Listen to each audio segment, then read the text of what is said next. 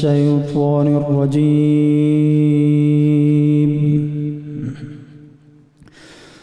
بسم الله الرحمن الرحيم.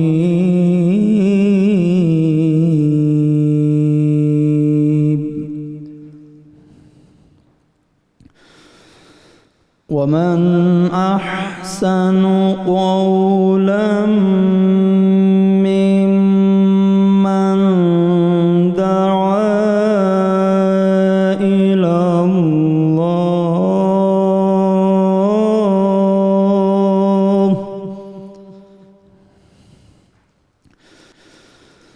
إلى الله وعمل صالحا وقال إنني من المسلمين.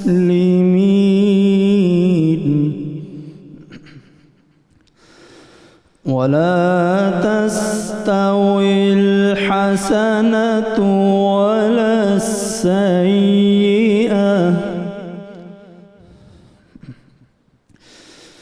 ادفع بالتي هي أحسن فإذا الذي بينك وبينه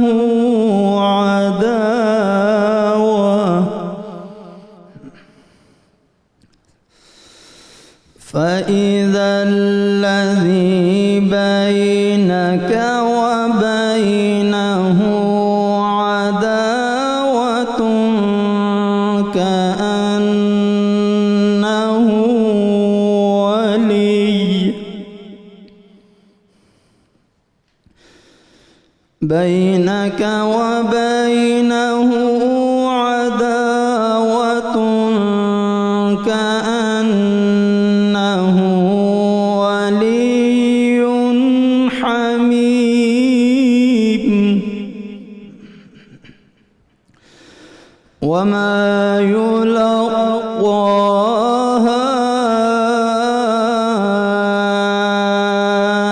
إلا الذين صبروا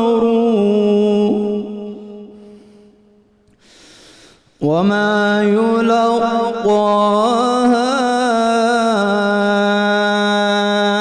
إلا ذو حظ عظيم.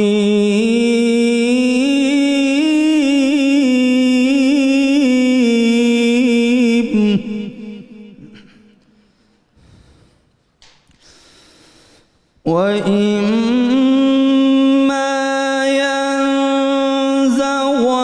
ينزغنك من الشيطان نزغ فاستعذ بالله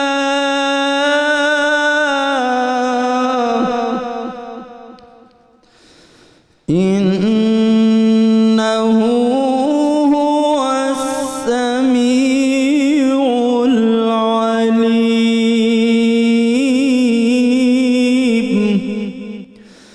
إنه هو السميع العليم.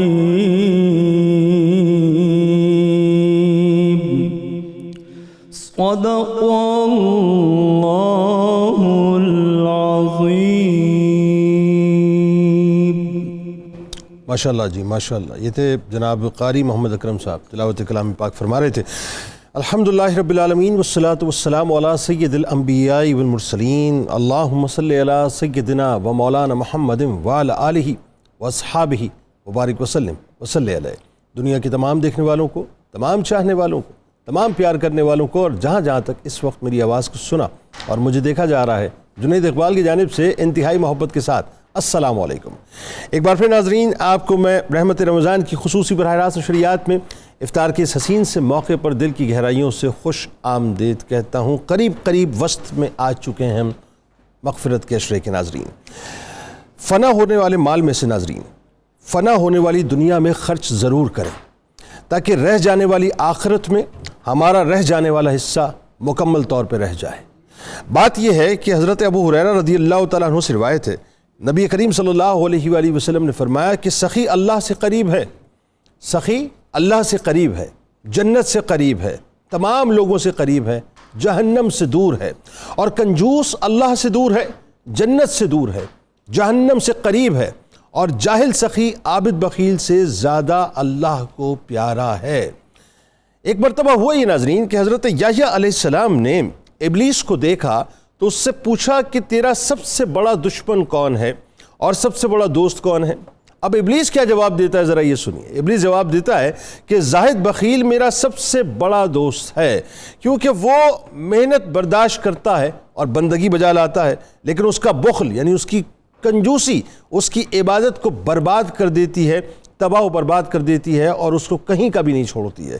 پھر وہ کہتا ہے کہ فاسق سخی جو ہے میرا سب سے بڑا دشمن ہے، کیونکہ وہ اچھا کھاتا ہے، اچھا پہنتا ہے اور اچھی طرح زندگی بسر کرتا ہے، مگر مجھے یہ ڈر ہے کہ اللہ تبارک و تعالیٰ اس کی سخاوت کے باعث اس پر رحم فرمائے گا اور اس کی توبہ قبول کرے گا، یعنی اسے توبہ کی توفیق بھی دے دے گا اور توبہ قبول بھی کر لے گا۔ حضرت ابو ہریرہ رضی اللہ تعالیٰ عنہ سے روایت ہے کہ نبی کریم صلی اللہ علیہ وآلہ وسلم نے فرمایا کہ بنی اسرائیل میں 3 آدمی، ابھی 3 آدمیوں کا جو قصہ ہے ناظرین، یہ اتنا زبردست قصہ ہے صاحب، اتنا زبردست قصہ ہے کہ اس کو دل کی سماعتوں سے سنیے گا۔ انسان کے پاس جب مال آتا ہے نا تو وہ کہتا ہے کہ یہ مال میرا ہے، یہ مال میرا ہے، مجھے جو کچھ ملا ہے میری صلاحیتوں کی بنیاد پہ ملا ہے۔ اس وقت اصل میں انسان کا ایک ٹیسٹنگ پیریڈ ہوتا ہے، اور قدرت اسے ایک ٹیسٹر لگا کے چیک کرتی ہے کہ اب اس کی جو توجہ ہے وہ کس طرف ہے، ہماری طرف ہے یا اس کے مال کی طرف ہے۔ تو یہ واقعہ وہی ہے ناظرین کہ بنی اسرائیل کے 3 آدمی تھے، اس میں ایک کوڑی تھا یعنی برس والا تھا، دوسرا گنجا تھا، اور تیسرا اندھا تھا۔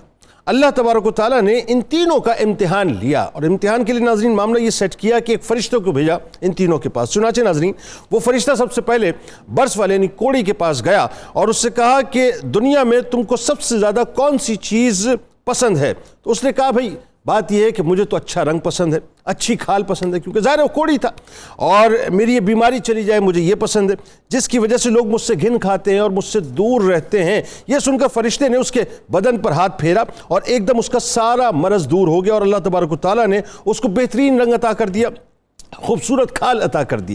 پھر فرشتے نے اس سے پوچھا کہ تمہیں کون سا مال پسند ہے؟ تو اس نے کہا کہ اونٹ۔ تو اللہ تبارک و تعالیٰ کی طرف سے اس کو حاملہ اونٹنی بھی عطا کر دی گئی، اور فرشتہ دعا دے کر یعنی برکت کی دعا دے کے وہاں سے چلا گیا۔ اس کے بعد ہوا یہ ناظرین کہ یہی فرشتہ اس گنجے کے پاس گیا اور گنجے سے پوچھا کہ تجھے دنیا میں سب سے زیادہ کیا پسند ہے؟ ظاہر ہے گنجے کو تو 2 بال چاہیے ہوتے ہیں، تو اس نے کہا بھائی خوبصورت بال چاہیے، میری یہ بیماری چلی جائے جس کی وجہ سے لوگ مجھ سے نفرت کرتے ہیں یا مجھے اچھا نہیں سمجھتے۔ یہ سن کر فرشتے نے اس کے سر پر ہاتھ پھیرا تو فوراً ہی اس کی بیماری چلی گئی، اور اللہ کی طرف سے اس کے سر پر خوبصورت بال آ گئے، بہترین بال آ گئے، معاملہ طے ہو گیا۔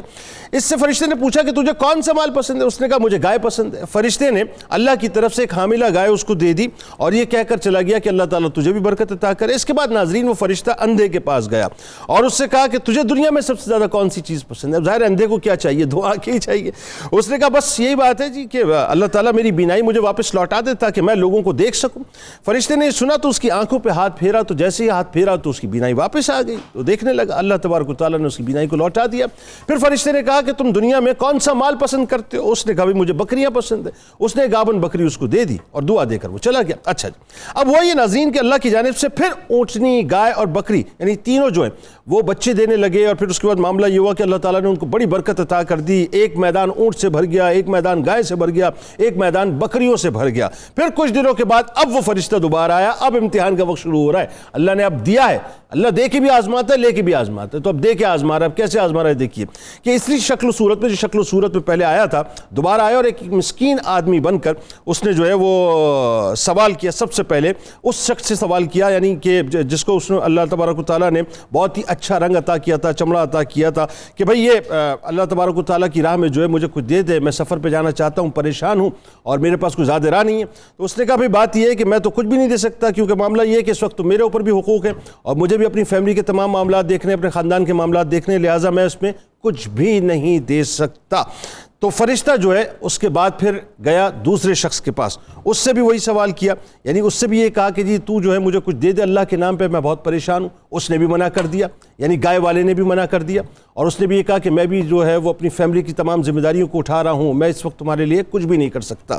ٹھیک ہے، وہ فرشتہ وہاں سے بھی چلا گیا۔ تیسرے شخص کے پاس گیا جس کے پاس بکریاں تھیں، اس سے کہا کہ بھئی مجھے کچھ دے دے، میں اس وقت پریشان ہوں, ضرورت مند ہوں.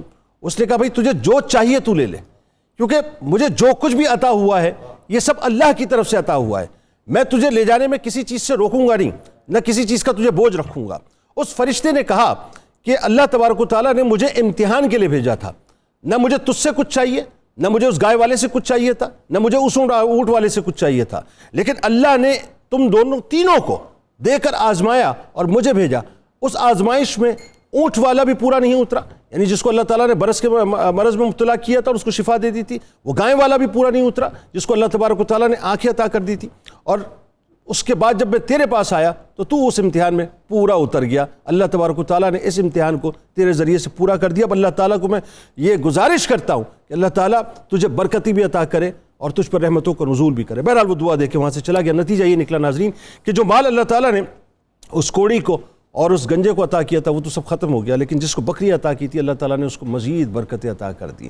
تو اللہ کی راہ میں خرچ کریں بنیادی طور پہ, اللہ تبارک و تعالیٰ اس میں برکتیں عطا کرتا ہے. ہمارے ساتھ جو شخصیات موجود ہیں یقیناً کسی بھی تعارف کی محتاج نہیں. پہلی شخصیت میرے بائیں جانب موجود ہیں, آپ ممتاز شاعر ہیں, ممتاز ادیب ہیں, کالم نگار ہیں, عظیم استاد ہیں, اور کیا کمال گفتگو کرتے ہیں محترم جناب پروفیسر ڈاکٹر معین نظامی صاحب تشریف فرمائیں.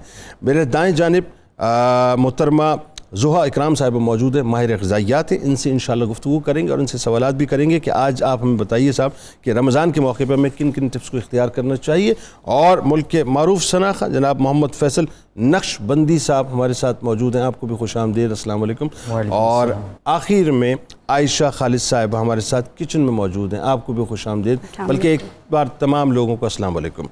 اچھا جی, کچن کی طرف چلتے ہیں. سب سے پہلے عائشہ صاحبہ بتائیے کیا بنانے جا رہی ہیں؟ جی سر السلام علیکم. سر آج ہم 3 ڈشز بنا رہے ہیں. سب سے پہلے میں بنا رہی ہوں مرغ یخنی پلاؤ, اس کے ساتھ بناؤں گی بیف چپلی کباب, اور ڈرنک میں بنا رہی ہوں بادام پستہ دودھ. تو مرغ یخنی پلاؤ کے لیے میں نے آدھا کلو چاول اور 1 کلو چکن.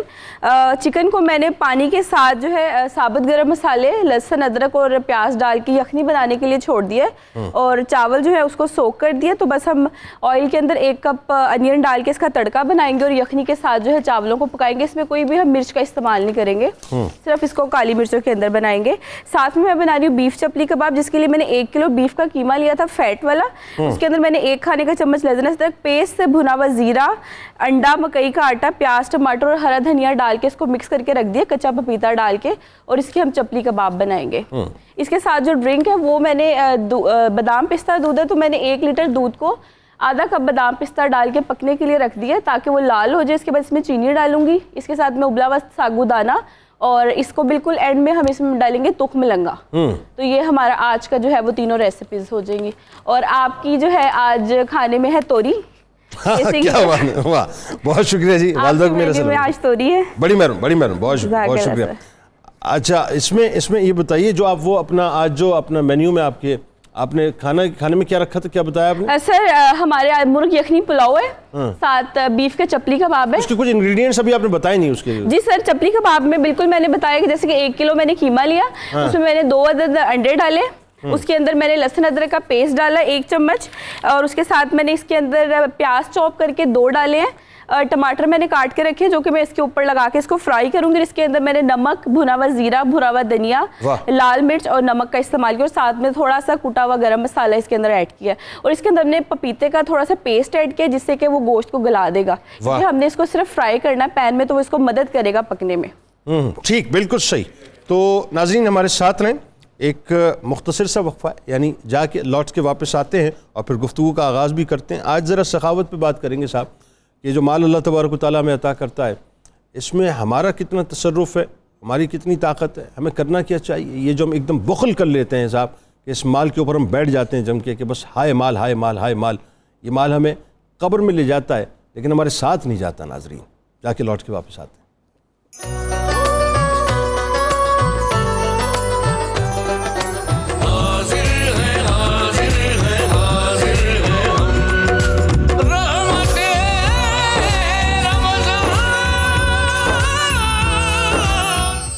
ہمارے ساتھ ملک ممتاز عالم دین, میرے دل کے بہت قریب جناب مفتی محمد فاروق القادری صاحب نے بھی ہمیں جوائن کیا. آپ کو بھی خوش آمدید کہتا ہوں جی. اور آغاز کرتے ہیں, میرا خیال ہے مفتی صاحب آپ سے ہی, کہ سب سے پہلے تو ذرا یہ آج سخاوت کے حوالے سے کوشش کریں گے تھوڑی بہت گفتگو ہو سکے.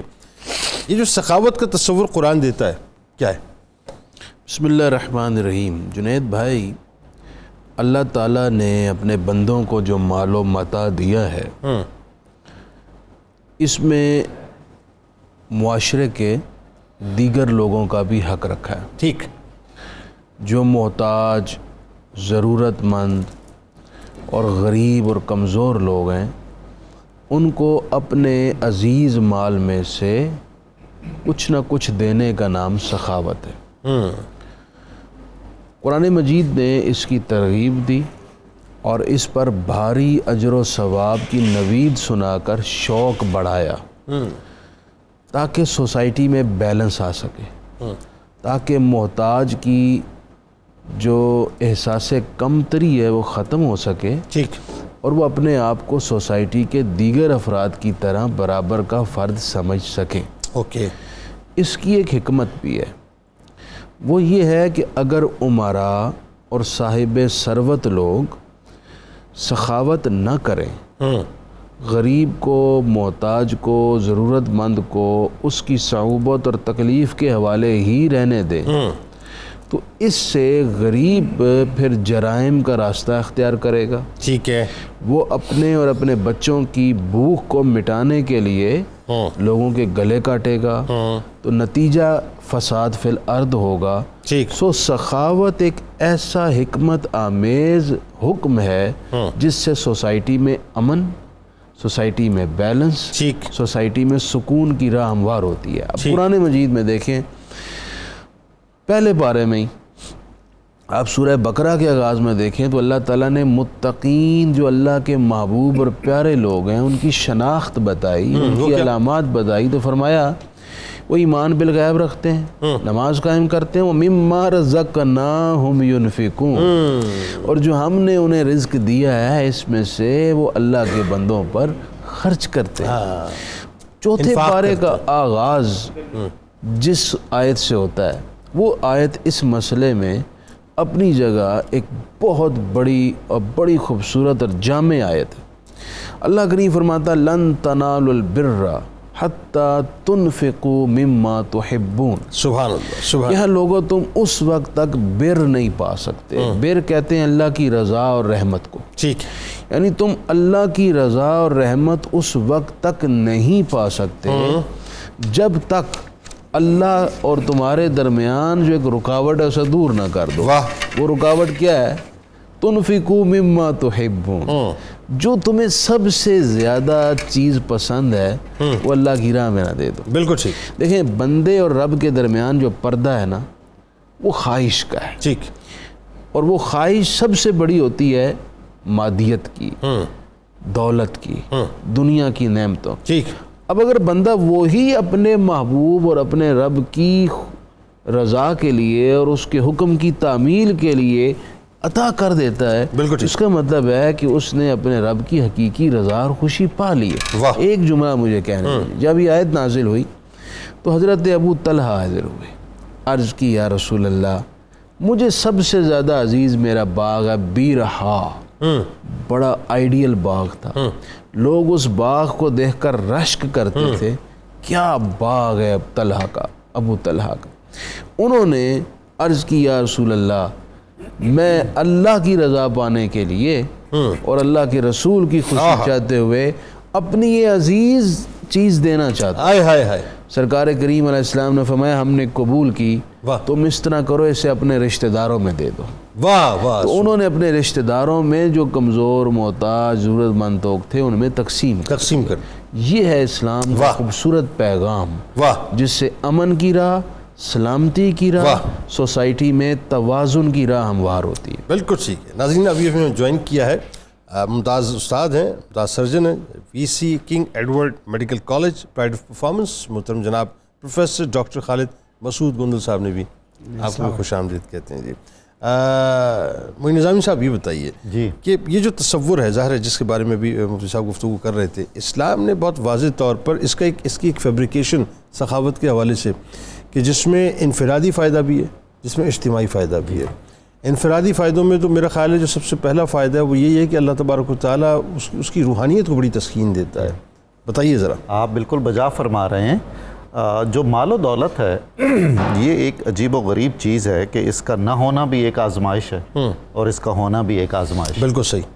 نہ ہونے کے اپنے مصائب اور تکلیفات ہیں، اور ہونے سے جو اللہ اور اس کے رسول کے پسند کے اصول اور ضوابط ہیں اگر ہم وہ آبزرو نہیں کر سکیں گے تو یہ ہمارے گلے کا طوق ہوگا. بالکل ایسے.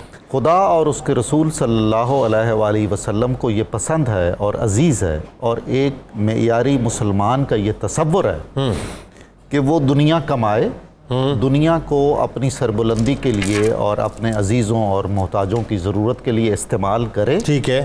دنیا کو دل میں نہ بسائے. ہاں. جلال الدین رومی نے کہا کہ پانی اگر کشتی کے اندر ہو تو کشتی کو ڈبوئے گا. ہائے ہائے. پانی کا مقام ہے کشتی کے نیچے. نیچے رہنا. کشتی کے نیچے ہوگا تو وہ کشتی چلے گی. یعنی کشتی سمندر کے اوپر رہے گی تو تیرتی رہے گی. پانی اگر اندر آ گیا تو وہ جو مال و دولت دنیا ہے وہ پانی ہے، اور کشتی ہم اور ہمارا ذہن اور ہمارا ظرف اور ہماری روحانیت ہے. بالکل ٹھیک. جو رسول اللہ صلی اللہ علیہ وسلم نے فرمایا کہ دینے والا ہاتھ جو اوپر ہاتھ ہے وہ افضل ہے. ہمیں فضیلتوں کی طرف رغبت دلاتا ہے اسلام اور تعلیمات نبوی صلی اللہ علیہ وآلہ وسلم. ہم جب اپنی چیز اور اپنی عزیز ترین چیز ایثار کرنے لگتے ہیں ٹھیک ہے تو اس سے ہمیں وہ سبق ملتا ہے جو ہمیں درجہ کمال تک زینہ بزینہ لے جاتا ہے. واہ. جو ہمیں رنگ رسول کے قریب کر دیتا ہے. واہ واہ واہ سبحان اللہ. کیا کیا قرآن کریم میں بھی فرمایا گیا نا جی کہ وَيُؤْثِرُونَ عَلَىٰ أَنفُسِهِمْ، وہ ایثار کر دیتے ہیں اگر ان کی اپنی ضرورت بھی ہو تو اس سے صرف نظر کر لیتے ہیں مگر دوسرے کو ترجیح دیتے ہیں.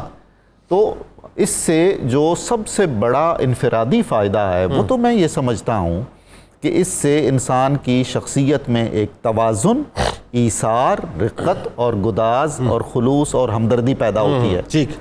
اور وہ قارون نہیں بنتا. قارونیت بجائے خود ایک مہلک دیمک ہے. بالکل ٹھیک ہے. جو چونکہ اسلام ارتکاز سرمایہ قطعاً پسند نہیں فرماتا. بالکل ٹھیک.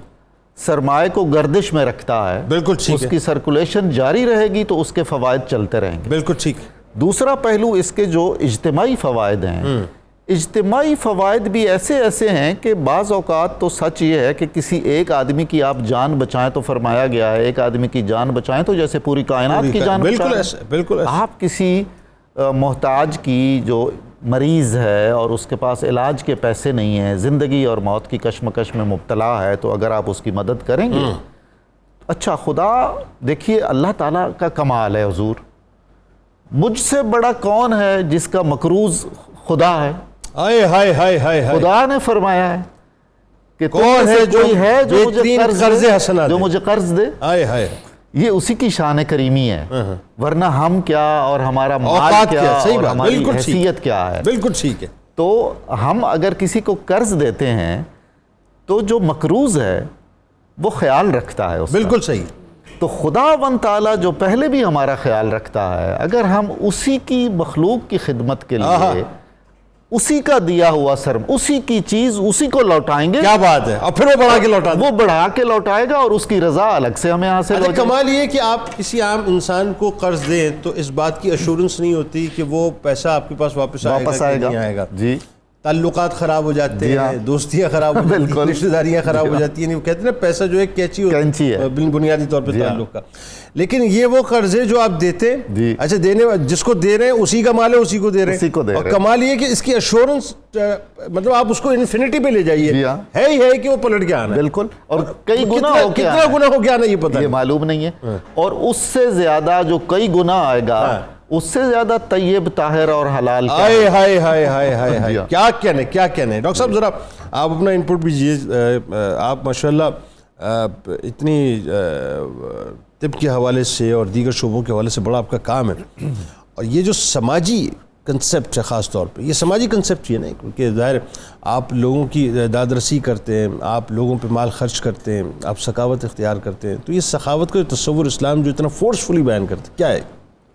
لیکن اسی کی کنٹینیوٹی میں دنیا میں ہمارے ساتھ 3 بھائی ہیں نا. ایک بھائی روپیہ پیسہ ہے، اچھا جب جسم اور روح کا تعلق ختم ہو گیا تو وہ روپیہ پیسہ کسی کا ہو گیا. بالکل ٹھیک ہے. دوسرا بھائی عزیز و اقربا اور رشتہ دار ہیں. ٹھیک ہے. دنیا سے جانے کے بعد چند سال یاد رکھتے ہیں پھر بھول جاتی ہیں. بالکل ایسا. تیسرا بھائی وہ جو آپ کے ساتھ قبر میں حشر میں جاتا ہے اور جنت تک آپ کو. واہ واہ کیا مال. اور جو تیسرا بھائی ہے وہ آپ کا وہ مال، وہ صدقہ، وہ اعمال جو آپ دنیا میں دوسروں کے لیے کر رہے ہوتے ہیں. واہ. احکام الہی، نبی صلی اللہ علیہ وسلم کے طریقے، اور پھر صدقات جاریہ میں یہ سخاوت جس کا تذکرہ ہو رہا تھا. فرمایا کہ اپنا مال کا کون سا ہے جو آپ کے پاس ہے، اپنا مال نہیں ہے جو آپ نے آگے بھیج دیا. اور آگے کون سا مال بھیجا جو آپ نے کسی پہ خرچ کیا. واہ. اور میں یہ سمجھتا ہوں کہ میڈیکل کے شعبے میں ماشاءاللہ ایسے ایسے لوگ موجود ہیں کہ جو نام بھی نہیں بتاتے، پورے وارڈ انہوں نے بنا دیے. ابھی ہمارے ایک ڈاکٹر صاحب، ان کا نام کا تذکرہ بھی میں نہیں کرنا چاہتا، ایک پورا بلاک انہوں نے بنا دیا. اور یہ وہ صدقات جاریہ ہیں. جب انسان دنیا سے جائے گا، جانے کے بعد وہ اللہ سے کہے گا، مفہوم کچھ ایسے ہے کہ یا اللہ 60-70 سال کی زندگی تھی، یہ جو دفاتر نیکیوں کے یہ کہاں سے آ گئے؟ تو پھر یہ فرمایا جائے گا کہ آپ نے یہ صدقہ کیا، یہ آپ نے سخاوت کی، یہ آپ نے مدد کی، وہ ساری نیکیاں آپ کے کھاتے میں. کمال بات یہ کہ اللہ تبارک و تعالیٰ وہ پہاڑ جیسی نیکیاں ہوں گی. انسان ہی سوچے گا کہ یہ تو میں نے اللہ کیا ہی نہیں ہے. لیکن وہی بات ہے، وہ دعائیں جو قبول نہیں ہوئی، وہ اعمال جو اللہ تبارک و تعالیٰ نے قبول کر لیے، کیا اللہ کا نظام ہے کہ وہ اس کو فلرش کرتا رہے گا، اس کو بڑھاتا رہے گا اور بڑھا کے ہمیں ریٹرن کرے گا. یہ وہ چیزیں ہیں جس کا فقدان ہے معاشرے میں. ہمیں پتہ ہونا چاہیے کہ یتیم ہے، سر پہ دست شفقت رکھا، جتنے بال ہاتھ کے نیچے ہیں اتنی نیکیاں مل گئی. اور فرما رہے تھے کہ مریض، اگر ایک مریض کی عیادت کی صبح کو شام تک، شام کو کی صبح تک، 70,000 فرشتے کر رہے ہیں. اور اگر کسی مرض کو شفا مل گئی، ایسا آپ نے سخاوت کر دی، اس کے ہاتھ اٹھ گئے، دعا قبول ہو گئی، آپ کی دنیا بھی بن گئی آخرت میں. واہ کیا اچھی بات، کیا اچھی بات، کیا اچھی بات ہے. جی کچن کہاں تک پہنچا عائشہ صاحبہ؟ جی سر، افطار ہمارا ریڈی ہے. یہاں پہ میں نے مرغ یخنی پلاؤ کو بس یخنی کے ساتھ پکا کے چاولوں کو دم دے دیا تھا، اور یہاں پہ میں نے اس کو ڈش آؤٹ کر دیا. یہاں پہ ہمارا جو بادام پستہ دودھ تھا وہ اچھے سے ٹھنڈا ہو گیا. اس کو میں نے اینڈ میں اس کے اندر تخم ملنگا ڈالا اور اوپر اس کو پستے بادام کے ساتھ گارنش کر دیا. اور یہاں پہ جو چپلی کباب ہے، اس کو بھی میں نے اوپر ایک ٹمیٹو رکھ کے اس کو دبا کے جو ہے وہ اس کے کباب بنائے، اور اس کے بعد اس کو فرائی کر کے، اور یہ ہمارے یہاں پہ کباب بھی ریڈی ہو گیا. واہ بہترین بہترین، کیا بات ہے. یہ اسکرین پہ کباب آ بھی رہے ہیں. مفتی صاحب آپ ذرا دیدار کر لیجئے. یہ زیارتیں آپ کرتے رہا کریں. یہ ان کا شدت سے انتظار ہے. اچھا، زوہا اکرام صاحب ہمارے ساتھ موجود ہیں. زوہا یہ بتائیے، ہمارے یہاں نارملی ہوتا ہے کہ سحر و افطار میں چونکہ ہم بسیار خور بہت زیادہ ہیں، ہمیں تو بس جو مل جائیں وہ کھاتے ہیں ظاہر ہے، اور جتنا مل جائے کھاتے ہیں. تو وہ جو وزن کا مسئلہ آتا ہے کہ صاحب موٹاپا ہو گیا، اب اس کو مطلب موٹاپا نہ ہو، وزن کنٹرول میں رہے، تو اس کے لیے کیا کیا جائے؟ سب سے پہلے تو یہ بتانا چاہتی ہوں کہ سورہ بقرہ میں اللہ تعالیٰ نے فرمایا کہ اے ایمان والو، روزے رکھو جس طرح کہ تم سے پہلے لوگوں نے روزے رکھے تاکہ تم پرہیزگار بن سکو. تو رمضان ایک بہترین اپارچونٹی ہے، نہ صرف اسپریچول ایکسلنس حاصل کرنے کے لیے بلکہ ویٹ کو ریڈیوس کرنے کے لیے بھی. وہ کیسے؟ بہت سارے لوگ ایسا سمجھتے ہیں کہ ہم اگر بہت سویئرلی اور اسٹرکٹلی ڈائٹ کو ریسٹرکٹ کریں گے تو ہی وزن کو ریڈیوس کر سکتے ہیں. لیکن میں آج آپ لوگوں کو کچھ ایسی ٹپس بتاؤں گی، کچھ ایسی ڈائٹری موڈیفیکیشنز بتاؤں گی جس سے آپ with in 1 month 3 to 5 kgs reduce کر سکتے ہیں. اور وہ ڈائٹ پلان آپ فالو کریں، اس پہ کچھ خاص ڈائٹری ریسٹرکشنز نہیں ہوں گی، بس آپ نے 30 منٹس کی واک جو ہے وہ ساتھ جو ہے وہ جاری رکھنی ہوگی.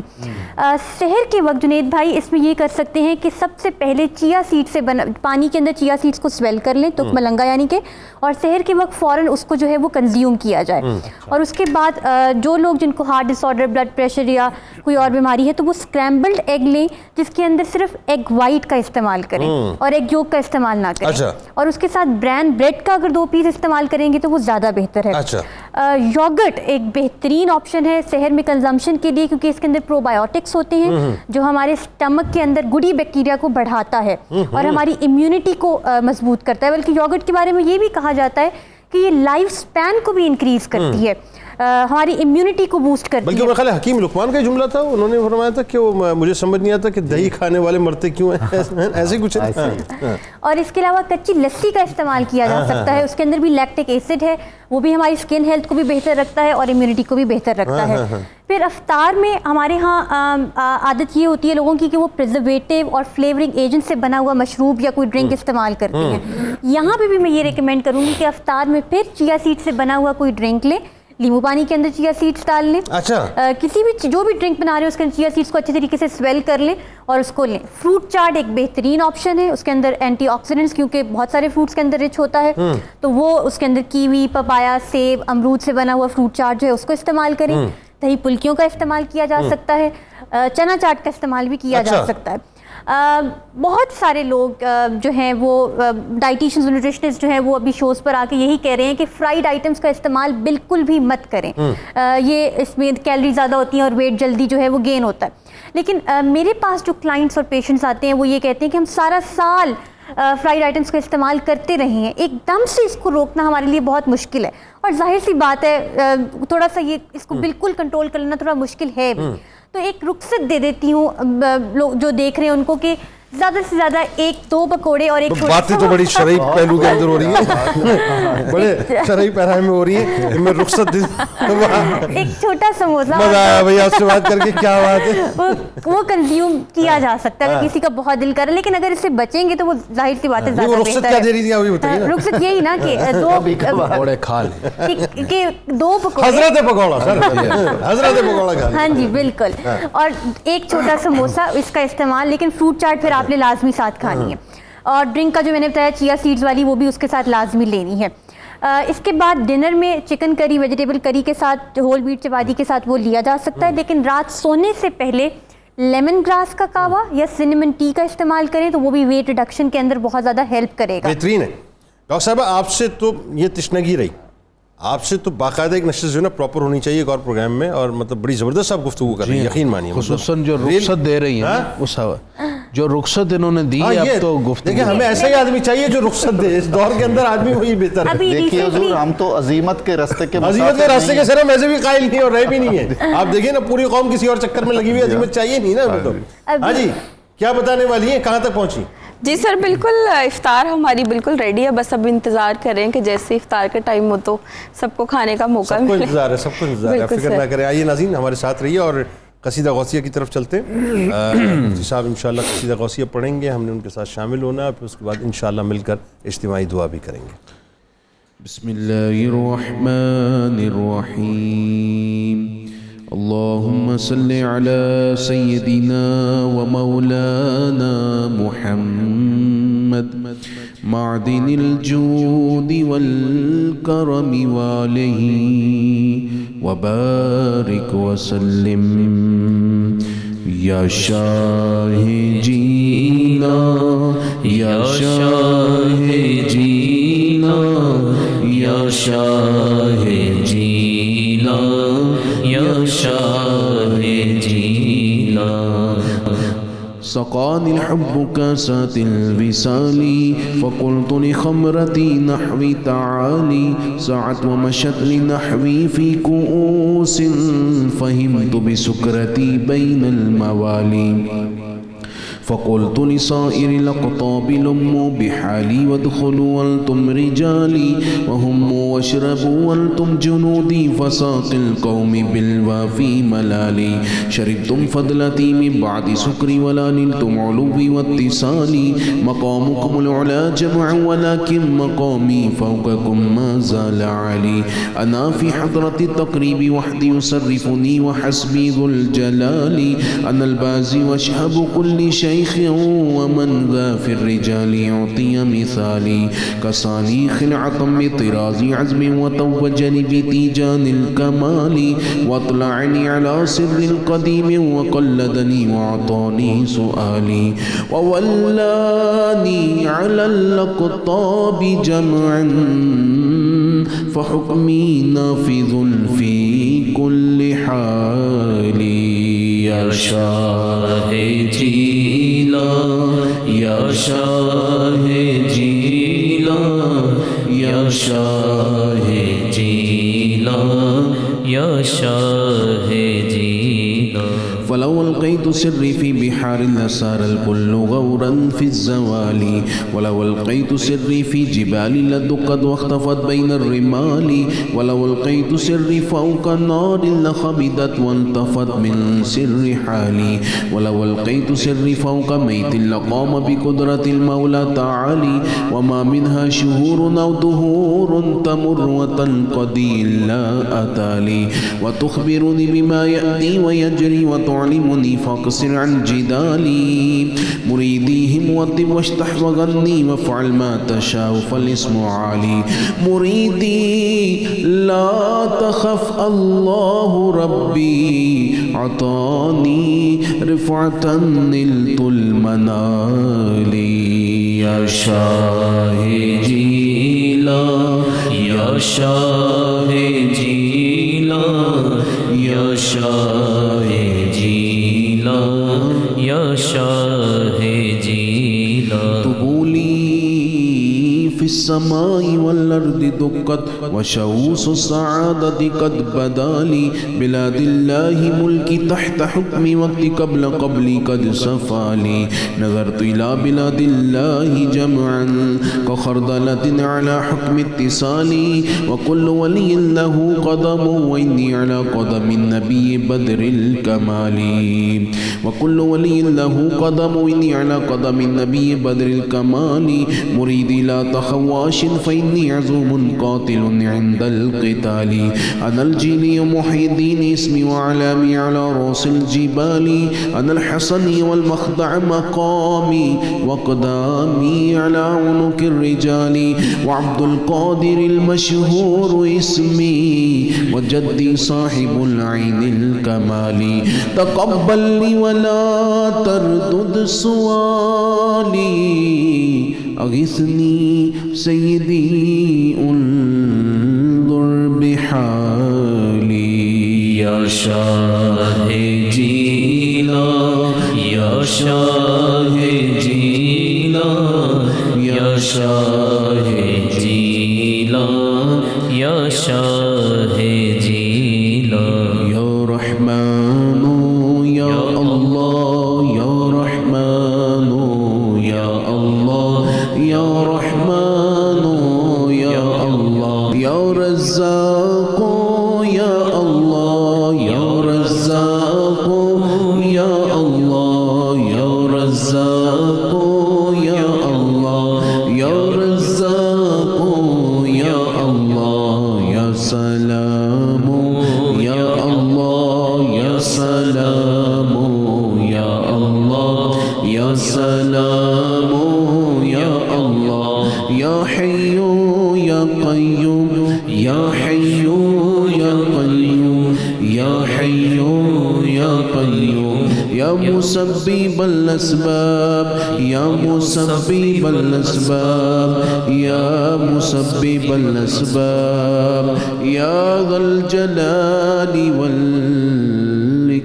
والاکرام الحمد للہ رب العالمین والصلاة والسلام علی سید الانبیاء والمرسلین اے پروردگار عالم تمام روزے داروں کا آج کا روزہ قبول فرما اے اللہ ہم تیرے حضور درخواست پیش کرتے ہیں ہمارے ماں باپ کی ہمارے بہن بھائیوں عزیزوں اور احباب کی جو زندہ ہیں جو گزر چکے ہیں سب کی بخشش فرما اے اللہ کریم خصوصاً ہمارے ناظرین میں ہمارے ساتھ شامل دعاؤں میں تمام احباب کے گھر والوں میں جو بیمار ہیں اے اللہ سب کو شفائے کامل عطا فرما اے میرے اللہ اپنے فضل مہربانی سے مقروضوں کے قرضے اتار دے اے اللہ تنگ دستوں کی مدد فرما پروردگار عالم اولاد کی طرف سے ماں باپ کو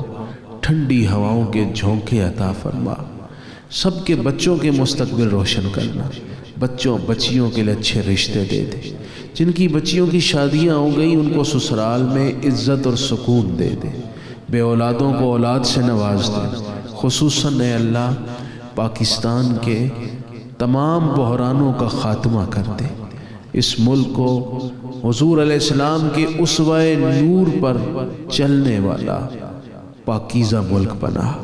یہاں کے رہائشیوں کو، اس ملک کے مکینوں کو خیر و برکت دے دے. اے اللہ اس ملک کے تمام اداروں میں، چاہے وہ پرائیویٹ ہوں چاہے وہ سرکاری ہوں، ہر ادارے میں پوری ایمانداری سے کام کرنے کی توفیق دے دے. اے اللہ پاک ہمارے ملک کی عزت وقار میں اضافہ فرما، ہماری معیشت کو مستحکم کر دے.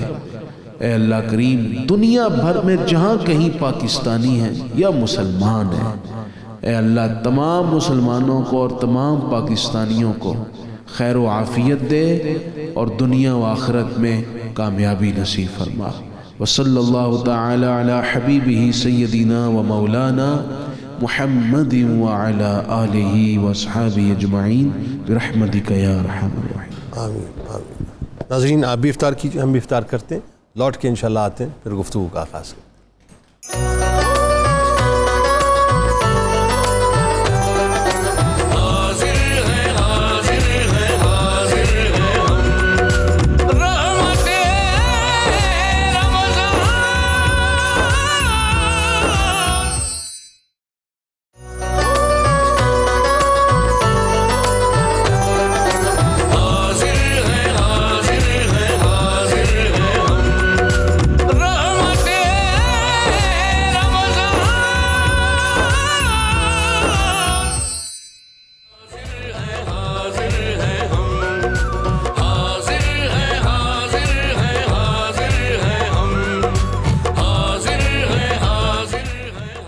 خوش آمدید خواتین و حضرات. ناظرین کرام، میں جس اہم ترین موضوع کی جانب ایک بار پھر آج آپ کو لے کے جانا چاہتا ہوں، اور کل بھی اس پہ ہم نے بہت کھل کے گفتگو کی تھی، وہ میرے اور آپ کے ناظرین بلکہ ہم سب مسلمانوں کے، دنیا کے 2.25 ارب مسلمانوں کے ایمان کا مسئلہ ہے. اگر اس نظریے کو، اگر اس سوچ کو، اگر عشق کی شدت کو، اگر عشق کی اس حدت کو ہم اپنے وجود سے نکال دیں ناظرین، تو پھر ہمارے جینے کا مقصد بالکل ختم ہو گیا. میں ابھی تک اس حیرت میں مبتلا ہوں ناظرین کہ پوری مسلم امہ کی جانب سے ایک آواز ابھی تک نہیں اٹھی ہے. میں ابھی تک اس حیرت میں مبتلا ہوں کہ مجھے یہ سمجھ نہیں آتا کہ پاکستان کے مقتدر حلقوں کی جانب سے ابھی تک ایک آواز نہیں اٹھی ہے. مجھے حیرت میں ناظرین اس بات نے مبتلا کر دیا ہے، اور مجھے انتہائی ادب کے ساتھ یہ بات کہنے دیں کہ آج جو یہ پورا تماشا، جو ایک سیاسی کھیل سجا ہوا ہے، یہ جو میوزیکل چیئر کے ارد گرد رقص ہو رہا ہے مستقل، کہ وزارتیں ہمیں مل جائیں، مناصب ہمیں مل جائیں، کرسیاں ہمیں مل جائیں، کس کو کیا مل رہا ہے، کس کو کیا دیا جا رہا ہے، کون کیا لے رہا ہے، کون بیک ڈور سے بارگیننگ کر رہا ہے، کون اپنے مفادات کی جنگ لڑ رہا ہے، ایک رسہ کشی کا ماحول ہے ناظرین، ایک رسہ کشی کا ماحول ہے. اور جو کچھ بھی پاکستانی عوام نے اس وقت ظاہر ٹی وی سکرینز پہ دیکھا ہے ناظرین، جو کچھ بھی ظاہر پنجاب اسمبلی میں ہوتا رہا یا کچھ دن پہلے قومی اسمبلی میں ہوتا رہا، مجھے حیرت ہے ناظرین، مجھے حیرت ہے. مجھے سمجھ نہیں آتا کہ ہم مسلمان ہیں، ہم اللہ اور اس کے رسول صلی اللہ علیہ وآلہ وسلم کے نام لینے والے ہیں. ہم نے رمضان کے تقدس کو پامال کر دیا. ہمیں رسول کریم صلی اللہ علیہ وآلہ وسلم کی ناموس تک کا پاس نہیں ہے. ہمیں رسول کریم صلی اللہ علیہ وآلہ وسلم کے تقدس، ان کے احترام تک کا پاس نہیں ہے. یعنی ہماری سوچ صرف یہ ہو گئی ہے کہ ہائے دنیا ہائے دنیا ہائے دنیا. ہماری سوچ صرف یہ ہو گئی ہے کہ ہائے کرسی ہائے کرسی ہائے کرسی. ہماری سوچ یہ ہو گئی ہے کہ ہائے منصب ہائے منصب ہائے منصب. اور ہماری سوچ یہ ہو گئی ہے کہ ہائے حکومت ہائے حکومت ہائے حکومت. ہمیں اس حد تک حکومت، کرسی، جاہ و حشمت عزیز ہے کہ سرکار مدینہ صلی اللہ علیہ وآلہ وسلم، جو ہماری جانوں سے زیادہ ہم سے قریب ہیں، جن کا احسان عظیم ہم پر ہے کہ ہم مسلمان ہیں، جن کا احسان عظیم ہے ہم پر کہ ہم انسان ہیں، ہم نے ایک آواز ان کی ناموس کے لیے بلند نہیں کی. ہماری ساری توجہ اپنے مناصب کے لیے، ہماری ساری توجہ اپنی حکومتوں کے لیے. ابھی تک ناظرین، ابھی تک اس وقت ٹل رائٹ ناؤ ابھی تک کوئی ایک آواز بلند نہیں ہوئی کہ وہ ملعون گیٹ ویلڈر جو ڈچ پارلیمنٹیرین ہے، بلکہ بچ پارلیمنٹیرین ہے، اسے ڈچ پارلیمنٹیرین کہنا صحیح نہ ہوگا، بچ پارلیمنٹیرین ہے، اس نے جو سرکار مدینہ صلی اللہ علیہ وآلہ وسلم کی تضییق کی، اس نے جو سرکار مدینہ صلی اللہ علیہ وآلہ وسلم کی بارگاہ میں گستاخی کی، مستقل وہ ٹویٹس کر رہا ہے، مستقل وہ ٹویٹس کر رہا ہے، اور مسلمانوں کے جذبات سے کھیل رہا ہے. ایک آواز ابھی تک پاکستان سے بلند نہیں ہوئی. یہ کتنی نوحے کی بات ہے ناظرین, یہ کتنی پریشانی کی بات ہے, یہ کتنی تکلیف کی بات ہے. یہ ڈوب مرنے کا مقام ہے ہمارے لیے کہ جن کے لیے ہم اس کائنات میں آئے ہیں, جن کے لیے ہم جی رہے ہیں, جن کے لیے ہمیں مرنا ہے, جن کے لیے ہمیں اپنا سب کچھ قربان کرنا ہے کہ ہمارے ماں باپ, ہماری آل اولاد, ہمارا سب کچھ ہمارے نبی کے نام پہ قربان ہو جائے. یہ صرف دعووں تک بات رہ گئی ہے, یہ صرف آوازوں تک بات رہ گئی ہے. اپنی آوازوں کو بلند کیجئے سرکار مدینہ صلی اللہ علیہ وآلہ وسلم کی ناموس کے لیے. یہ تکلیف دہ بات ہے کہ آج ہم اقتدار کی جنگ کے اندر اس حد تک غرق ہو چکے ہیں کہ ہمیں سرکار مدینہ صلی اللہ علیہ وآلہ وسلم کی توقیر, ان کی ناموس کا کوئی خیال ہی نہیں ہے. ذرا سوچئے کہ پیغمبر اسلام کی توہین آزادی اظہار نہیں, یہ میرا آپ کا فیصلہ نہیں ہے, یہ وہ لوگ کہہ رہے ہیں. یورپی یونین کی عدالتیں یہ بات کہہ رہی ہیں, یہ ورڈکٹ دے چکی ہیں. لیکن اس کے باوجود بھی ہمارے یہاں سے کوئی سفیر, کوئی مشیر, کوئی وزیر, ایون وزیر اعظم صاحب نے ابھی تک کوئی گفتگو نہیں کی اس موضوع کے اوپر, ابھی تک کوئی گفتگو نہیں کی. خدا کا واسطہ باہر نکلیں اور اپنی آواز کو بین الاقوامی سطح پر اٹھائیں. یہ جو گیٹ ولڈر ہے جو کہ ڈچ پارلیمنٹیرین نہیں ہے بلکہ بچ پارلیمنٹیرین ہے, اس بچ کو اس کی اوقات بتلائیں. اس کے گلے میں وہ پٹا ڈالیں کہ جو ایک غیرت اسلامی کا پٹا ہے, اس کے گلے کے اندر وہ پٹا ڈالیں جو خودداری کا اور غلامی رسول صلی اللہ علیہ وآلہ وسلم کا پٹا ہے جو ہمارے گلوں کے اندر موجود ہے. اسے بتائیں کہ یہاں پر پاکستان کے اندر پلپلے لوگ نہیں رہتے, پاکستان کے اندر وہ لوگ رہتے ہیں, وہ مسلمان رہتے ہیں الحمدللہ, وہ عاشق رسول رہتے ہیں کہ جن کو سرکار مدینہ صلی اللہ علیہ وآلہ وسلم کی توقیر, ان کی ناموس, اپنی جان, اپنے مال, اپنی عزت, اپنے آبرو, اپنے والدین, اپنے بچے سب سے زیادہ عزیز ہے. ناظرین کرام, میں آپ تمام افراد سے گزارش کروں گا کہ سوشل میڈیا پہ بھی اپنا وقت برباد مت کیجئے صاحب, مختلف قسم کی ٹرینڈنگز مت کیجئے, مت بنیے پولیٹیکل آلائے کار ایک دوسرے کے, مت بنیے. وہ کام کیجئے جو آپ کو دنیا میں بھی کام آئے, اور کل بروز محشر جب آپ کھڑے ہو تو گنبد خضرا کے مکین پکار کے کہیں ہاں یہ میرے امتی ہیں کہ جنہوں نے اپنی بساط کے مطابق میری ناموس کی حفاظت کے لیے ایک آواز کو ضرور بلند کیا. آغاز کرتے ہیں. ہمارے ساتھ جو شخصیات موجود ہیں یقیناً کسی تعارف کی محتاج نہیں ہے. پہلی شخصیت میرے دل کے بہت قریب, ممتاز عالم دین محترم جناب مفتی محمد فاروق القادری صاحب تشریف فرما ہیں, اور میرے دائیں جانب ممتاز عالم دین محترم جناب مفتی محمد طاہر تبسم قادری صاحب تشریف فرما ہیں, اور آج ملک کے ممتاز شناخہ جناب ظہیر عباس قادری صاحب اپنے ساتھیوں کے ساتھ موجود ہیں. میرے نبی سے میرا رشتہ کل بھی تھا اور آج بھی آپ نے سنانا ہے جی انشاءاللہ. صاحب آغاز کرتے ہیں. یہ جو بچ پارلیمنٹیرین ہے اس نے جو ایک بار پھر تصدیق کیا اور یہ تواتر سے کر رہا ہے, اور یہ میں اس کی ٹویٹس کو فالو کر رہا ہوں. مجھے تو حیرت ہے کہ ابھی تک کوئی آواز ہمارے یہاں سے نہیں اٹھی ہے, یعنی اس حد تک ہمارے ضمیر کیا مردہ ہو چکے ہیں؟ جنید بھائی, یہ شیطان ایک طویل عرصے سے ننگا ناچ رہا ہے اور بے حسی اپنے حد سے تجاوز کر چکی ہے امت مسلمہ کی جانب سے.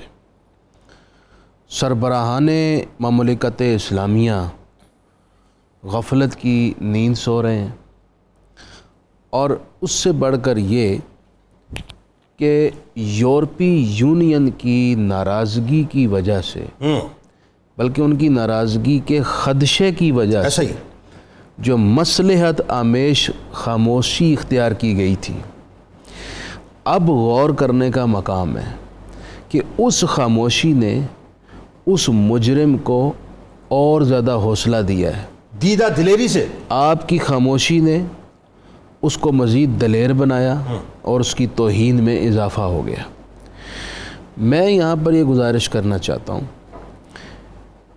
جتنا آپ لوگ, میں خصوصاً پاکستان کے ذمہ داران احباب اقتدار سے بات کرنا چاہ رہا ہوں, ہم دیکھ رہے ہیں ایک عرصے سے کہ آپ اپنی کرسی کے لیے لاکھوں کا ہجوم لے کر روڈوں پر آ جاتے ہیں, سر توڑ کوشش کر رہے ہیں مسلسل کہ میری کرسی محفوظ رہے. جس کی جا چکی وہ دوبارہ اس کے حصول کے لیے سٹرگل کر رہا ہے. آپ اپنے اقتدار کے لیے اتنی سٹرگل کر سکتے ہیں, ایمان کے لیے کیوں نہیں کر سکتے؟ سرکار کی ناموس کے لیے, جان ایمان کے لیے کیوں نہیں کر سکتے؟ روح ایمان کے لیے کیوں نہیں کر سکتے؟ اپنے ایمان سے پوچھئے اور اپنے گریبان میں جھانک کر دیکھیے. یہ موقع ہے, اس موقع پر خصوصاً وزیر اعظم پاکستان کو چاہیے وہ فرنٹ فٹ پر آ کر ایک منہ توڑ جواب دیں, OIC سے بات کریں اور تمام ممالک اسلامیہ کے وزرائے خارجہ کو خطوط روانہ کیے جائیں، انہیں ایک پیغام دیا جائے کہ تمام ممالک اسلامیہ کے سربراہان بیک زبان ہو کر یہ مطالبہ کریں اور گیرٹ ولڈر کو ایک قرار واقعی بدترین سزا دی جائے تاکہ پوری دنیا میں کوئی اس طرح کی جسارت نہ کر سکے۔ اس کے ساتھ میں یہ بات عرض کرنا چاہتا ہوں، پوری دنیا کے مسلمانوں نے اس سے قبل بھی اس ملعون کی گستاخی پر سراپا احتجاج ہو کر اپنی آوازیں بلند کی ہیں۔ بالکل ایسا، بہت سارے ممالک کے سربراہان نے مذمت بھی کی ہے، لیکن ان پر کوئی اثر نہیں ہوا۔ بالکل ایسا، اس سے ایک بات یہ سمجھ میں آتی ہے کہ ہمارا اپنے ملکوں میں ہی سراپا احتجاج ہونا ان کے نزدیک کوئی انڈیکیٹ نہیں ہے، بالکل صحیح، کوئی یہ ان کے لیے کوئی پریشانی کی بات نہیں ہے۔ اس سے آگے بڑھ کر سوچنا ہوگا، بات یہی ہے، محض اپنے پارلیمنٹ میں ہی مذمت کے چند جملے کہہ دینا اور اپنی عوام کو خوش کرنے کے لیے، ان کو راضی کرنے کے لیے کہ ہم نے بھی حصہ ڈال دیا ہے، یہ کافی نہیں ہے، بلکہ آپ ایمانی جذبات کے ساتھ بالکل صحیح یورپی یونین سے بات کرنی ہوگی۔ اور جو میں بات کرنا چاہتا ہوں وہ یہ ہے، اگر اسلامی ممالک اتفاق کریں، صرف تجارتی بائیکاٹ ہی کر لیں، مالی مفادات کا پر کمپرومائز کر لیں، کوئی بات نہیں، رسول اللہ صلی اللہ علیہ وسلم کی حرمت کے لیے اپنا نقصان اٹھا لیجئے، اللہ کبھی آپ کی پیٹھ نہیں لگنے دے گا۔ سوال ہی نہیں ہے، یہی تو ایمان کی کمی ہے۔ مفتی صاحب کیا فرمائیں گے؟ بسم اللہ الرحمن الرحیم۔ نماز اچھی، روزہ اچھا، حج اچھا، زکوٰۃ اچھی، مگر میں باوجود اس کے مسلمان ہو نہیں سکتا، نہ جب تک کٹ مروں میں خواجہ بطحا کی عزت پر، خدا شاہد ہے کامل میرا ایمان ہو نہیں سکتا۔ جو آپ نے اپنی گفتگو میں جن جذبات کا، جس غیرت کا اظہار کیا ہے، آپ یقین جانیے امت مسلمہ کے بچے کے یہی جذبات، اللہ، اور آپ نے ان کی ترجمانی کی ہے۔ اللہ تبارک و تعالیٰ آپ کا جذبہ قبول فرمائے، آپ کو جزائے خیر عطا فرمائے۔ دیکھیے امت مسلمہ کے جذبات یہی ہیں، لیکن بدقسمتی یہاں سے شروع ہوتی ہے جب ان جذبات کی آگے ترجمانی نہیں کی جاتی۔ بالکل سر، جو امت کی لیڈرشپ ہے، جو ہماری قومی لیڈرشپ یا جو امہ کی لیڈرشپ ہے، وہ ان جذبات کو غیر مسلم اقوام تک، دیگر اقوام تک جو بھی ان کے پاس فورمز ہیں، ان پر اس قوت کے ساتھ اٹھاتے نہیں اور پہنچاتے نہیں۔ ایسے ہی، اور پھر جب ہمارے جذبات کی ترجمانی نہیں کی جاتی، اگر امہ کی جو لیڈرشپ ہے، امت کی کشتی کے جو ناخدا ہیں، اگر وہ ہمارے جذبات کی عکاسی کریں اور ترجمانی کریں اور ان کے سامنے اپنا موقف رکھیں جو امت کا موقف ہے، تو شاید کسی کو پرائیویٹ سطح پر احتجاج کی ضرورت ہی پیش نہ آئے۔ بالکل ایسا، لیکن احتجاج اس لیے کرتے ہیں کہ جب ان کے جذبات کی عکاسی اور ترجمانی نہیں کی جاتی تو ظاہر بات ہے جو مسلمان ہیں وہ ہاتھ پہ ہاتھ دھرے بیٹھے تو نہیں رہیں گے نا، انہوں نے کہیں نہ کہیں اپنے جذبات کا اظہار کرنا اور اپنے آقا سے اپنی وفا کا ثبوت تو دینا ہے۔ درست، کیونکہ بینگ اے مسلم وہ جانتے ہیں کہ ہمارا ایمان کامل ہو ہی نہیں سکتا جب تک کہ کائنات کی ہر چیز سے بڑھ کر ہمیں اللہ کے پیارے محبوب صلی اللہ علیہ وسلم سے محبت اور عشق نہ ہو۔ بالکل ایسا۔ اور پھر ایک اور بات ذہن نشین رکھیے کہ سارے حملے بھی وہ کرتے ہیں، یعنی مغرب سے حملے ہوتے ہیں، ویسٹ سے حملے ہوتے ہیں، ہمارے آقا کریم صلی اللہ علیہ وسلم کی ناموس پر، دین اسلام پر، قرآن کی بے حرمتی ہوتی ہے۔ بالکل صحیح۔ اچھا پھر بھی فنڈامنٹلسٹ ہمیں کہتے ہیں، بالکل صحیح۔ پھر بھی دقیانوس اور بنیاد پرست ہمیں کہتے ہیں، بیکورڈ اور جاہل اور گنوار معاذ اللہ وہ ہمیں کہتے ہیں۔ میں نے کہا بھائی جن لوگوں کو تم بیکورڈ کہتے ہو، فنڈامنٹلسٹ کہتے ہو، جاہل گنوار کہتے ہو، ذرا کوئی ایک مثال تو لا کے دکھاؤ پوری تاریخ کے اندر کہ امت مسلمہ کے کسی فرد نے کسی بھی نبی کی کبھی توہین کی ہو یا کسی کتاب مقدس کی انسلٹ کی ہو۔ نہ، ہمارا ایمان عقیدہ تو یہ ہے کہ جس طرح ہم اپنے کریم آقا صلی اللہ علیہ وسلم کی دل و جان سے عزت کرتے ہیں، ہم تمام انبیاء و رسول کا اسی طرح احترام کرتے ہیں۔ ایسا ہی اور تمام آسمانی کتابوں کا اسی طرح احترام کرتے ہیں. لہٰذا یہ جو آزادی اظہار رائے کے نام پر آپ کرتے ہیں یہ آزادی اظہار رائے نہیں ہے. بالکل ٹھیک. یہ تو ہمارے جذبات سے کھیلنے کے مترادف ہے. اس بات کو سمجھیے آپ. جس طرح ہولوکاسٹ پر وہاں بات نہیں ہو سکتی, ہمارے لیے ایک ہی نو گو ایریا ہے, ایک ہی ریڈ زون ہے, اور وہ ہمارے آقا کریم صلی اللہ علیہ وسلم کی عزت اور ناموس ہے. بالکل بالکل ٹھیک, بالکل ٹھیک ہے. اس میں کوئی کمپرومائز ہو ہی نہیں سکتا اور نہ کمپرومائز ہونا چاہیے.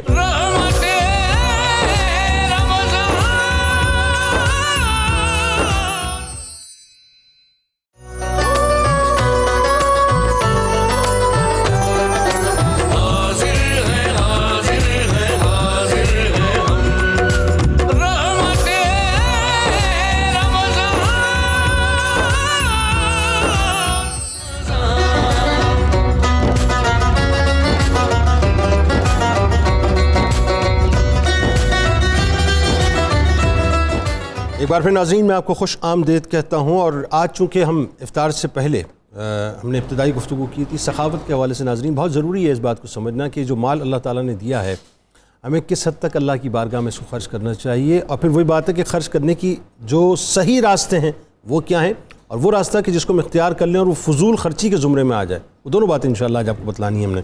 مفتی صاحب ذرا آغاز کیجیے اس سلسلے کو, وہیں سے جوڑتے ہیں جہاں ہم نے روکا تھا. ایک تو یہ کہ سخی اللہ کا اتنا پسندیدہ کیوں ہے, دوسرا سخاوت پر اسلام نے اتنا زیادہ زور کیوں دیا ہے. جی بسم اللہ الرحمن الرحیم. جنید بھائی, سخاوت اسلام میں پسندیدہ ترین عمل ہے. اس پر اسلام نے زور اس لیے دیا ہے کہ غربا, مساکین, محتاج اور کمزور لوگ سوسائٹی میں ایک خوشحال اور باوقار زندگی گزار سکیں. اگر سخاوت نہ ہو تو بخل جنم لے گا. بخل میں ایک انسان اپنی ذات کے حدود سے باہر نہیں نکلتا, جس سے غریب اور کمزور نظر انداز ہوتے ہیں. جب غریب نظر انداز ہوتا ہے تو وہ اپنی بھوک اور افلاس کو مٹانے کے لیے کرائمز کی راہ اختیار کرتا ہے, جس سے سوسائٹی میں بے راہ روی, فساد درست اور عدم توازن پیدا ہوتا ہے. درست. اسلام نے اس لیے اس پر زور دیا ہے صحیح کہ نہ صرف غریبوں کی مدد ہو بلکہ سوسائٹی میں توازن برقرار رہے, پیدا ہو, سکون رہے اور امن قائم رہے. ٹھیک ہے. میں یہاں پر ایک چیز کی وضاحت کرنا سمجھتا ہوں, اور یہ بہت اہم ہے ہم سب کے لیے. کچھ لوگ ایسے ہیں جنہیں اللہ نے مال و دولت دیا, ٹھیک ہے, ان پر فرض ہے وہ مال کی راہ سے سخاوت کریں. درست. لیکن سخاوت صرف مال تک محدود نہیں ہے. ٹھیک ہے, بالکل. اللہ نے اگر آپ کو علم کی دولت سے نوازا ہے تو کسی کو علم پہنچانا بھی سخاوت. کیا اچھی بات. آپ استاذ ہیں تو آپ یہ سمجھ کر کہ یہ میرا شاگرد کہیں مجھ سے آگے نہ بڑھ جائے, علم چھپائیں, یہ آپ کے لیے جائز نہیں ہے. یوں ہی اگر آپ ایک ہنر مند ہیں تو اپنے ہنر سے کسی اور کو آشنا کرنا یہ بھی سخاوت ہے. واہ. میں اس کو خلاصتاً یوں کہہ سکتا ہوں کہ اللہ نے آپ کو جس بھی وصف کمال سے نوازا ہے آپ اس کو دوسرے تک شیئر کریں. درست. دوسرے کو اس سے آشنا کریں. درست. یہ بھی سخاوت ہے. واہ.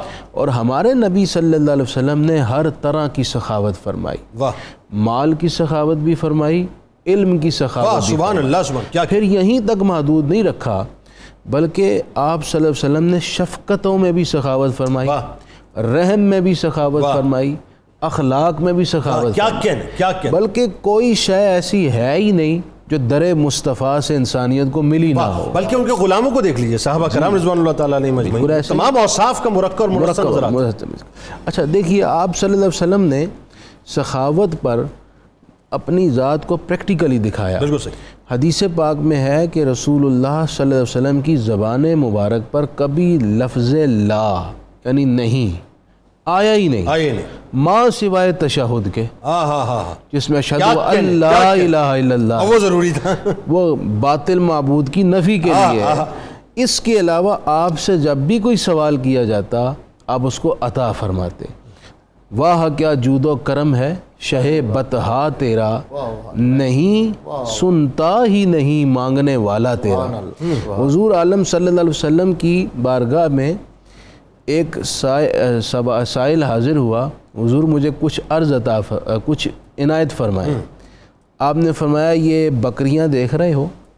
اس وقت پہاڑوں کے دامن میں بکریاں ہی بکریاں پھیلی ہوئی تھیں، وہ سب حضور علیہ السلام کی بکریاں چل رہی. اللہ اکبر. آپ نے فرمایا جاؤ یہ ساری لے جاؤ، ساری لے جاؤ. اچھا وہ حضور کی سخاوت سے اتنا متاثر ہوا، جا کر اپنے قبیلے میں بآواز بلند کہنے لگا لوگوں آ جاؤ آ جاؤ مسلمان ہو جاؤ. محمد صلی اللہ علیہ وسلم اتنے سخی ہیں کہ وہ پہاڑوں کے دامن میں بھری ہوئی بکریوں کو بھی عطا فرما دیتے ہیں، آؤ انہی کا دین اختیار کر. بالکل ٹھیک. تو حضور کی سخا نے بھی لوگوں کو اسلام کی جانب مائل. مجھے بس ایک جملہ کہنے دیں، سخاوت کیا ہے؟ اسلام کا ایک مثبت اور خوبصورت چہرہ ہے جس کی وجہ سے لوگ قریب آتے ہیں. بالکل ٹھیک ہے. اچھا اس کے اگر آپ میں بالکل پیرلل بات کروں تو سامنے ایک چیز اور کھڑی ہے، ایک اور فورس ہے جسے ہم بخل کہتے ہیں. اس پہ میں آپ سے انشاءاللہ بھی گفتگو کروں گا، لیکن یہ بتائیے کہ اب میں مال اللہ کی راہ میں خرچ کر رہا ہوں، کتنا خرچ کرنا ہے اس کی کوئی ظاہر لمٹ ہی نہیں ہے. لیکن وہی بات ہے کہ میں نے اگر 1 روپیہ بھی کسی ایسی جگہ خرچ کر دیا جو کہ منشاء خداوندی کے مطابق نہیں ہے یا اس فریم میں نہیں ہے جو فریم اللہ اور اس کے رسول نے سیٹ کیا ہے، تو پھر وہ فضول خرچی میں شمار ہو جائے گا. اب مجھے کیسے پتہ چلے کہ اسلام نے جو فضول خرچی کی اتنی ممانعت کی ہے وہ کیوں کی ہے اور کن کن صورتوں میں کی ہے، یہ ذرا بتائیے. یہ جو آپ نے پہلی بات کی ہے نا، پہلے تو اس کو سمجھ لیجیے. ہاں بتائیے. کہ ایک بزرگ نے کہا تھا کسی کے سامنے کہ لا خیر فی الاسراف، اسراف میں خیر نہیں ہے. تو جو سامنے بیٹھا تھا وہ اس سے بھی کامل تھا، اس نے کہا لا اسراف فی الخیر. اس نے کہا کہ خیر کے کام میں جتنا بھی خرچ کرتے جاؤ وہ اسراف ہے. کیا اچھی بات. خیر کے کام میں راہ خدا میں اپنی جان بھی دے دو تو وہ بھی اسراف نہیں. وہ خیر ہی خیر، وہ خیر ہی خیر ہے. اور آپ نے دیکھا ہے کہ لوگ تو اپنی جانیں دے کے بھی کہتے تھے کروں تیرے نام پہ جان فدا، نہ بس ایک جہاں دو جہاں فدا، دو جہاں سے بھی نہیں جی برا، کروں کیا کروڑوں جہاں نہیں. یہ تو ہے خیر کے کام. خیر کے کام میں نبی رحمت صلی اللہ تعالیٰ علیہ وآلہ وسلم نے فرمایا، متفق علیہ حدیث بخاری اور مسلم کی، کہ لا حسد الا فی اثنین، رجل آتاہ اللہ مالا فسلطہ علی ہلاکتہ فی الحق، ورجل آتاہ اللہ الحکمہ فہو یقضی بہا ویعلمہا، کما قال علیہ السلام. وہ جو مفتی صاحب ابھی بات کر رہے تھے، سخاوت ہر وصف کمال میں ہوتی ہے. نبی رحمت نے حصر کر کے فرمایا کہ قابل رشک میری نگاہوں میں صرف 2 شخص ہیں پوری کائنات میں. فرمایا ایک وہ ہے جس کو اللہ مال دے لیکن انکنڈیشنل نہیں، کنڈیشنل. فرمایا مال ایسا دے کہ اس مال کے ساتھ اپنی راہ میں خرچ کرنے کی توفیق بھی عطا فرما دے. اور دوسرا جس کو اللہ علم کی دولت دے اور پھر زندگی کے آخری سانس تک وہ اس کو پھیلاتا رہے. یعنی یہ وہ بات آ گئی وہ جو سرکار علیہ السلام نے فرمایا نا کہ 2 درہم 100 درہم سے آگے نکل گئے، جس کا مفہوم یہ ہے. تو صحابہ نے یا رسول اللہ 2 درہم 100 درہم سے، فرمایا جس کے پاس 2 تھے اس نے 2 میں سے 1 دے دیا، اور جس کے پاس 100 تھے اس نے 100 میں سے 1 دیا، تو جس کے پاس 2 تھے اس نے 1 دیا، وہ آگے نکل گیا. یہی بات یہاں آقا علیہ السلام نے یہی فرمایا. اب دیکھیے یہ جو فضول خرچی ہے نا، دیکھیے جنید صاحب کے اسلام کا ایک ترہ امتیاز، ایک اسلام کا امتیازی وصف، اسپیشیالٹی اسلام، دین اسلام کی یہ ہے کہ اسلام ہر معاملے کے اندر اعتدال کی تلقین فرماتا ہے. درست ہو گیا، صحیح، میانہ روی کی. لہذا آپ اس میانہ روی کو چھوڑ دیں گے تو وہ یا اسراف میں آئے گا یا تبذیر میں آئے گا. اچھا مجھے بات بتائیں، مجھے قطع کلام کی معذرت، مجھے یہ بتائیے، میں ایک عام مسلمان ہوں، میں یہ سمجھنا چاہتا ہوں، مجھ جیسے کئی مسلمان اس وقت گھر میں بیٹھ کے سمجھنا چاہتے ہیں کہ صاحب میں جو خرچہ کرتا ہوں، مثال کے طور پہ میری ضرورت موبائل فون ہے. اب ایک شخص ہے وہ کہتا ہے نہیں میں نے تو 2 لاکھ روپے کا موبائل فون لینا ہے، اور یہ کام اینڈرائڈ فون کا اگر اس کو مثال کے طور پہ اس کے اپنے ہارڈ ڈرائیو وغیرہ دیگر مطلب جی بیز وغیرہ دیکھ کے اگر 30-40 ہزار روپے مل جاتا ہے وہ لے سکتا ہے. تو کیا میرا 2 لاکھ کا موبائل لینا اسراف ہوگا؟ میں یہ اس طرح کی چھوٹی چھوٹی باتیں. جی بالکل یہ بات سمجھنے کی ہے اور اس کو اچھی طرح ذہن نشین کر لیجئے. ایک تو یہ اس فضول خرچی کا اسراف اور تبذیر کا تعلق راہ خدا میں خرچ کرنے سے نہیں ہے، وہ بات میں نے پہلے کلیئر کر دی.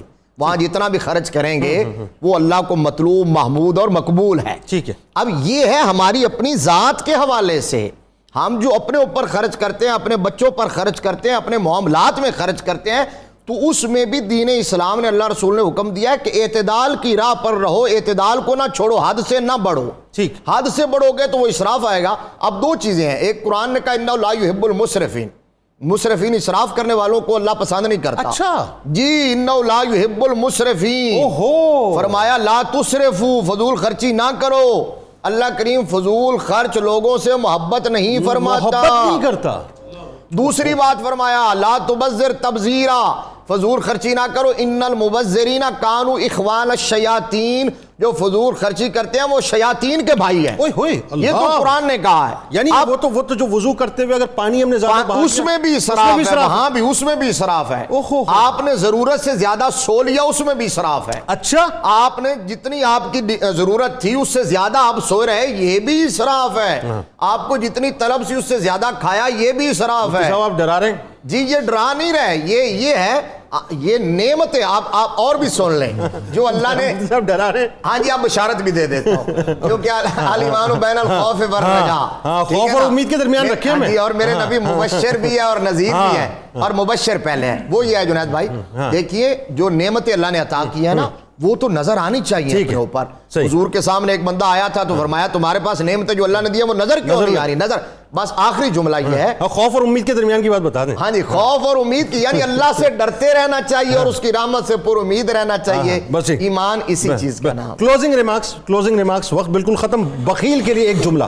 ایک تو میں جملہ یہ کہوں کہ جو چیز زیبائش اور آرائش کے لیے یوز کی جائے وہ بخل، وہ اسراف نہیں ہے. جو نمائش کے لیے مسئلہ بخل جنید یعنی جو ضرورت کی ہے اور جو آسائش کی ہے، یہ فرق ہمیں خود دیکھنا ہے. اچھا جنید بھائی، بخل کنجوسی ہے. جہاں خرچ کرنا ہے وہاں بھی خرچ نہ کرنا بخل ہے. بخل مال میں بھی ہے. بخیل شخص اپنے بیوی بچوں اپنی ذات لوگوں کو محروم رکھتا ہے. اور دوسرا بخل، حضور نے فرمایا ابخل الناس من بخل بالسلام، جو سلام نہ کرے وہ بھی بخیل ہے. فرمایا البخیل من ذکرت عنده فلم یصلی علی، بخیل وہ ہے جس کے پاس میرا ذکر کیا گیا، میرا نام لیا گیا، اس نے مجھ پر درود نہ پڑھا، وہ بھی بخیل ہے. اور جنید بخیل بخل یہیں تک نہیں ہوتا بلکہ احساسات میں بھی بخل ہوتا ہے. اچھا آپ نے بہت خوبصورت بات کی اور مجھے وہ اچھی بھی لگی. اور یہ موقع ہے کہ اس موقع پر آپ کی حوصلہ افزائی کی جائے، لیکن میں اپنے ایکسپریشن سے آپ کو فیل نہ کروں کہ مجھے اچھی لگی ہے. یہ بھی بخل ہے. ایسا لوگ کرتے ہیں ویسے. آپ کی بیگم صاحبہ نے کھانا بہت اچھا بنایا جو کہ میں نے ایک دفعہ کھایا بھی. اور اگر آپ کسی کی، ہم تو آپ کی بات پر ایمان لے آتے ہیں، ایمان میں لگایا نہیں ہے. یہ جنید کے دل کے قریب ہے، لانا پڑے گا ایمان. کسی کی اہلیہ نے کھانا بڑا اچھا بنایا اور آپ کو کھانا کھا کے بڑی اس میں لذیذ فیل ہوا ہے، آپ تعریف کریں، آپ تعریف نہ کریں، یہ بھی بخل ہے. اسی طرح بچہ کامیاب ہوا ہے، اس نے اچھے مارکس لیے ہیں، آپ اس کی حوصلہ افزائی نہیں کر رہے، یہ بھی بخل ہے. آپ کے ماتحت آپ کے ملازم نے بڑا اچھا کام کیا ہے، اس نے سکسیس حاصل کی، آپ اس کی تعریف نہیں کرتے، یہ بھی بخل ہے. تو بخل صرف مال میں نہیں ہوتا، بخل احساسات میں بھی ہوتا ہے. آخر میں بخیل کا انجام یہ بتائیے، ایک بخیل کا انجام کیا ہوگا؟ وہ جو سخاوت اور بخل پیرالل، اگر ہم مال کے پرسپیکٹو میں دیکھ لیں، نبی رحمت، ہاں مال کے نبی رحمت، کہ وہ اپنا سخی جنت کے قریب ہے، لوگوں کے قریب ہے. نبی رحمت نے فرمایا سخی اللہ کے بھی قریب ہے، اللہ کی مخلوق کے بھی قریب ہے، جنت کے بھی قریب ہے، جہنم سے دور ہے. اس کے اپوزٹ ہے بخیل جو جہنم کے قریب ہے، اللہ سے دور ہے، اللہ سے لوگوں سے دور ہے، جی جنت سے دور ہے اور جہنم کے قریب ہے.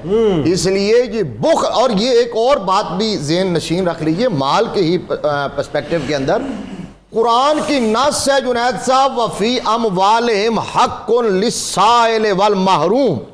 یہ جو حقوق اور فرائض کی بات ساری دنیا کرتی ہے نا، اللہ فرماتا ہے او مالدارو، تمہارے مال میں میں نے سائلین اور محرومین کا حق رکھا ہے. یہ ان کا حق ہے، جو محروم طبقے ان کا حق ہے. سنا دینا الہاکم التکاثر، سنا دینا حتی زرتم المقابر، سنا دے ذرا. یہ کثرت کی خواہش نے کہاں تک پہنچا دیا. یہ جو ہمارے آج کل ہمارے لیڈر جو کچھ کر رہے ہیں آپ دیکھ رہے ہیں، یہ کثرت ہی کی تو خواہش ہے، یہ اقتدار ہی کی تو خواہش ہے. اللہ فرماتا ہے الہاکم التکاثر حتی زرتم المقابر، فرمایا تم قبروں کی منڈیر تک بلکہ قبروں کے اندر تک پہنچ گئے ہو، لیکن یہ کثرت کی خواہش جو ہے نا یہ تم سے ختم نہیں ہوئی. اور اسی خواہش کی وجہ سے وہ جہاں سے آپ نے پروگرام کا آغاز کیا تھا نا، نبی رحمت صلی اللہ علیہ وسلم نے یہ بات بھی درد دل کے ساتھ فرمائی تھی کہ مجھے اپنے بعد تمہارے بارے میں شرک کا تو خوف نہیں ہے، لیکن اپنی امت کے بعد اپنی امت کے بارے میں جس چیز کا خوف ہے وہ یہ ہے کہ دنیا کی محبت میں غرق ہو جاؤ گے۔ سر وہ آج نہیں، وہ سنا دیجئے سر، وہ آپ سنا دیجئے پوری حدیث، وہن کی بیماری میں مبتلا ہو جائیں گے۔ خوف تمہارے دلوں میں خوف کمزوری پیدا ہو جائے گی، تمہارے دلوں میں دوسری اقوام کا رعب پیدا ہو جائے گا۔ بلکہ صحابہ نے یہ بھی پوچھا تھا کہ ہم تعداد میں کم ہوں گے، ہماری تعداد میں بہت نہیں، تعداد زیادہ ہوگی، لیکن سمندر کی جھاگ کی طرح۔ ہاں، سمندر کی جھاگ، وہ غیرت ایمانی، وہ غیرت دینی کہ آج ہم دنیا کے لیے یہ بات بھی بلا بیٹھے ہیں کہ کوئی ہمارے آقا کریم صلی اللہ علیہ وسلم کی صریحاً کر رہا ہے، اس پر ہم آواز بلند کرنے کے لیے تیار نہیں ہے، صرف معیشت کے لیے، اپنے نظام سلطنت کے لیے۔ حالانکہ مفتی صاحب نے کہا تم اللہ کے رسول کے لیے آواز بلند کر کے دیکھو، اللہ تمہیں ایسی جگہ سے رزق عطا فرمائے گا جہاں سے تمہارا وام و گمان بھی نہیں۔ جو لوگ اس وقت کرسیوں پر تشریف فرمائیں، بس ایک جملہ عرض کر رہا ہوں اور اس کے بعد کلام پہ جا رہے ہیں، یاد رکھیے گا یہ دنیا ختم ہو جائے گی، کرسی 2-4 سال 5 سال اور کیا، کچھ بھی نہیں، نام و نشان نہیں رہتا، زندہ وہ رہتا ہے جو نبی کی نسبت سے، نبی کی ناموس سے جڑا رہتا ہے کہ محمد کی محبت، محمد کی محبت دین حق کی شرط اول ہے، اسی میں اگر خامی تو سب کچھ نامکمل ہے۔ کرتے رہیے، کچھ بھی کرتے رہیے، رات انشاءاللہ زندگی رہی تو 2 بجے آپ سے ملاقات ہوگی۔